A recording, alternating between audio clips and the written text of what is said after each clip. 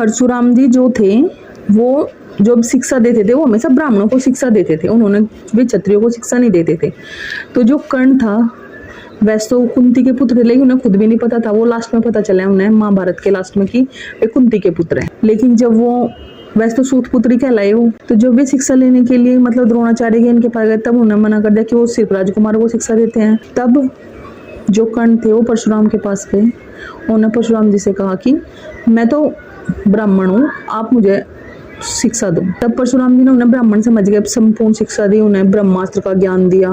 बहुत सारी और विद्या भी सिखाई, धनुर्धर विद्या, बहुत सारी विद्या सिखाई।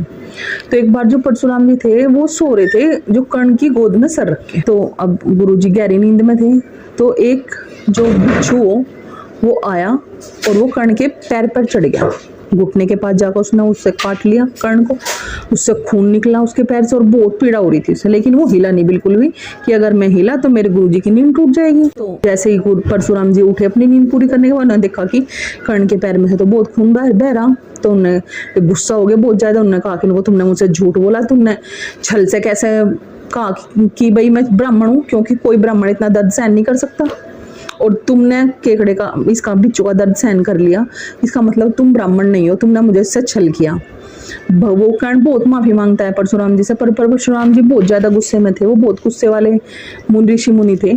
हमेशा से। जब धनुष टूटा था भगवान श्री राम ने तोड़ दिया था तब भी वो बहुत ज्यादा गुस्सा हुए थे। तो वो इतना गुस्सा हुए थे उस टाइम पे जब बिच्छू ने देखा उन्हें काट लिया कर्ण को,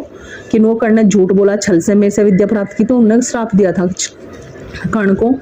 कि जब तुम्हें अपने जीवन काल में सबसे ज्यादा इन विद्याओं की जरूरत होगी उसी टाइम पे कुछ क्षण के लिए तुम अपनी संपूर्ण विद्या भूल जाओगे। तभी जब महाभारत का युद्ध था और 17वें दिन कर्ण की मृत्यु हुई, उस टाइम पर उसका जब पहिया, रथ का पहिया धस गया था और वो उसे निकालने की कोशिश कर रहा था, अर्जुन उस पर तीर चलाने वाला था, उसी टाइम वो अपनी संपूर्ण शक्ति भूल गया था। उसने कहा भी था अर्जुन से कि इनको तुम मेरे पे तीर नहीं चला सकते क्योंकि मेरे पास कोई हथियार नहीं है। अर्जुन मान गया था, लेकिन भगवान श्री कृष्ण ने कहा था उनको हथियार तो अर्जुन अभिमन्यु के पास भी नहीं थे, लेकिन कर्ण ने फिर भी उसे के ऊपर तीर चलाया, उसे चक्रव्यूह बनाकर सबने उसे मारा। तब गुस्से में अर्जुन ने उस पर तीर चलाया। कर्ण ने कहा भी था कि इनको नहीं, मैंने तो बस दर्द से मुक्ति दी थी क्योंकि मैं उसे नहीं देखना चाहा, मुझे भी पता था कि वो मेरा भी तो बेटे के जैसा था, पर मैं उसे दर्द से मुक्ति दी थी, मैंने उसे कहा कभी गलत नहीं चाहा, लेकिन ये तो नियति थी।